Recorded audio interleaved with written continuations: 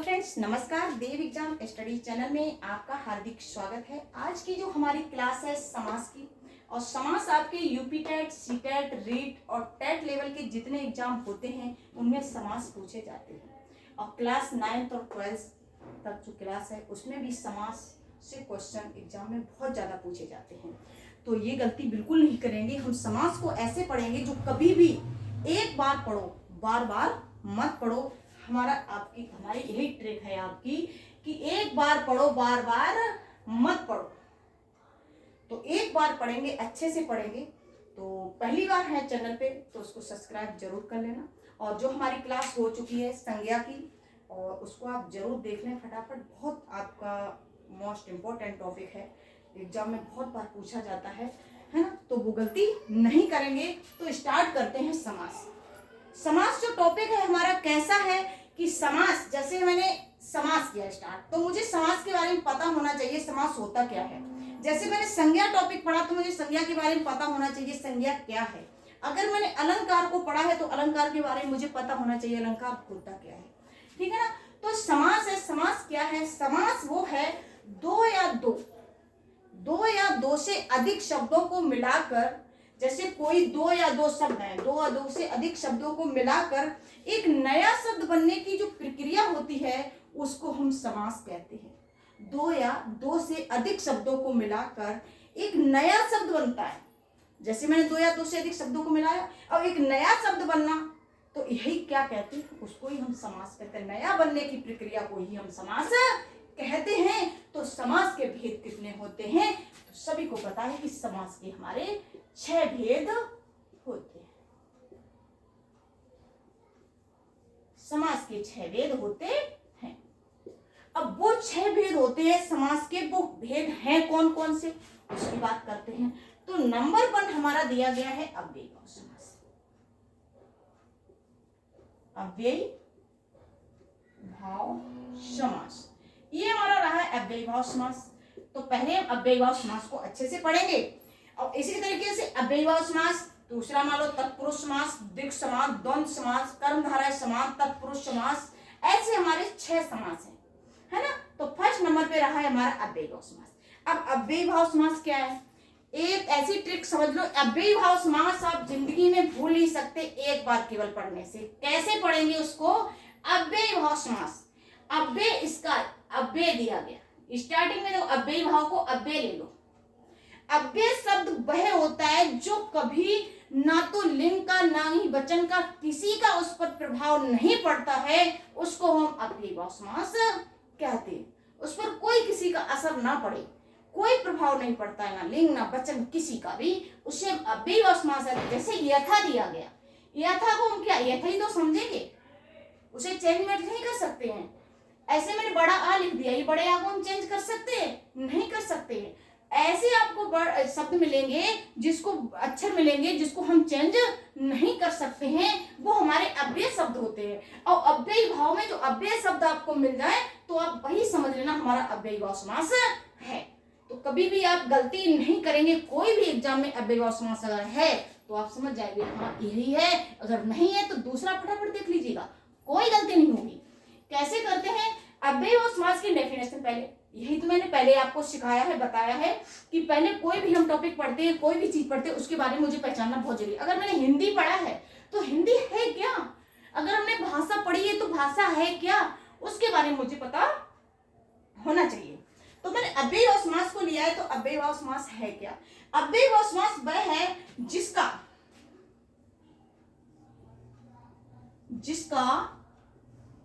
पूर्व पद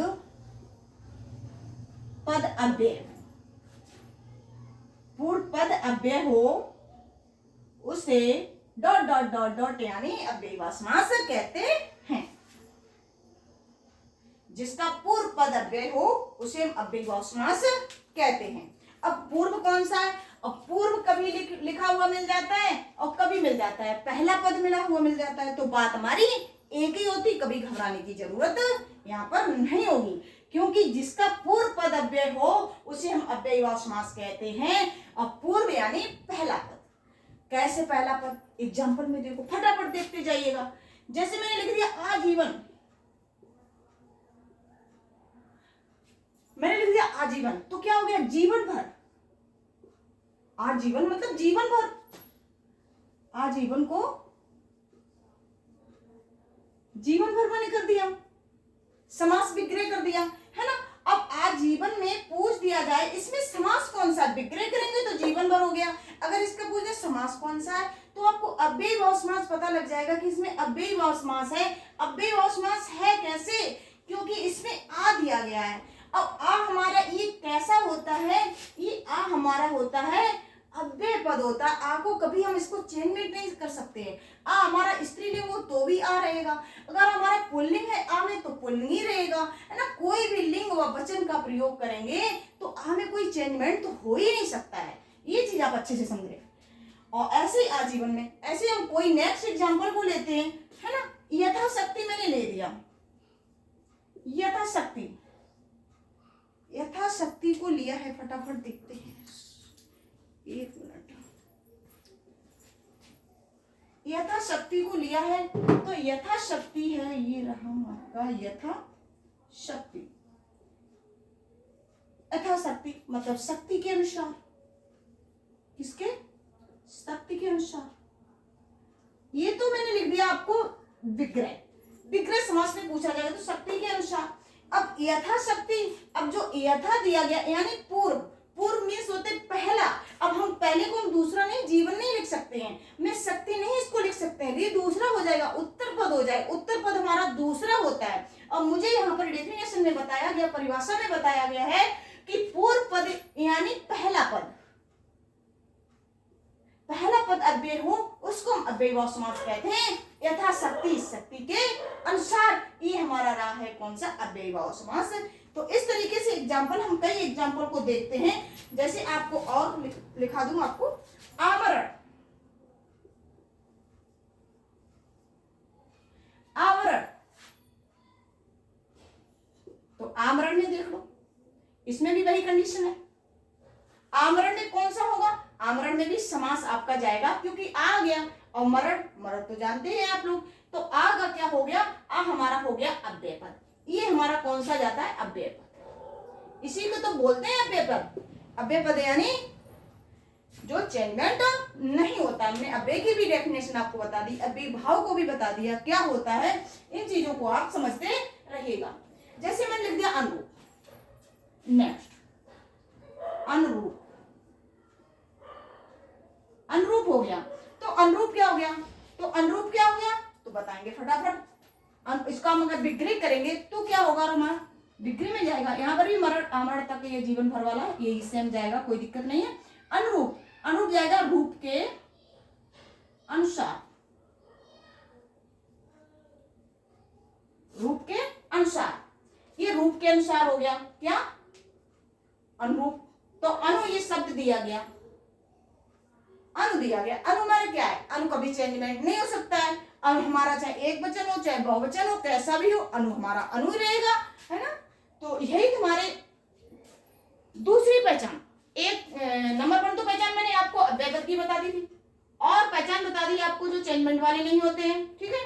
और सेकंड यानी थर्ड पहचान आपकी ये भी है कि यानी समझो आप उपसर्ग, जहां आपको उपसर्ग वाले मिल जाए। उपसर्ग यानी ये लिखा है उपसर्ग, उपसर्ग यानी कोई भी उपसर्ग वाला शब्द मिले।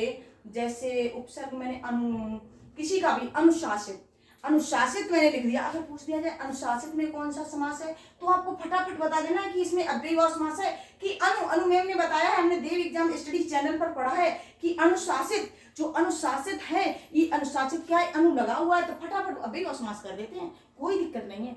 ऐसे जितने आपको उपसर्ग वाले, कोई भी उपसर्ग वाला आपको मिल जाए लिखा हुआ शब्द, तो तुरंत पहचान लो कि यहाँ पर अव्ययीभाव समास होगा, कभी गलती नहीं होगी। अव्ययीभाव समास की नंबर 1 पहचान यही है, अव्ययीभाव। इसी तरीके से हम हर समास को आपको डिटेल से समझा देंगे, लेकिन पहचान को यही रखिएगा कि आपका पहला पद अव्यय हो, यानी उसमें कोई चेंजमेंट ना होता हो, और उपसर्ग वाला हो। सबसे पहचान, उपसर्ग तो सभी बच्चे जानते हैं कि जो सबसे पहले लगा हो शब्द या वर्ड तो उसको हम उपसर्ग कहते हैं, जो लास्ट में लगता है उसको हम प्रत्यय कहते हैं। तो पहले लगा हुआ तो पहले तो इसमें पहला वाला हो गया, पहला यानी पूर्व पद, यानी पूर्व पद प्रधान हो, पूर्व पद अव्यय हो, कैसे भी लिखा हो तो उसकी डेफिनेशन, चाहे पूर्व पद प्रधान हो, जिसका पहला पद प्रधान हो यानी पूर्व पद प्रधान हो या पहला पद अव्यय हो, कैसे भी इसकी डेफिनेशन करिए, लेकिन हमारी बात वहीं जा रही है किस पे, अव्ययभाव समास।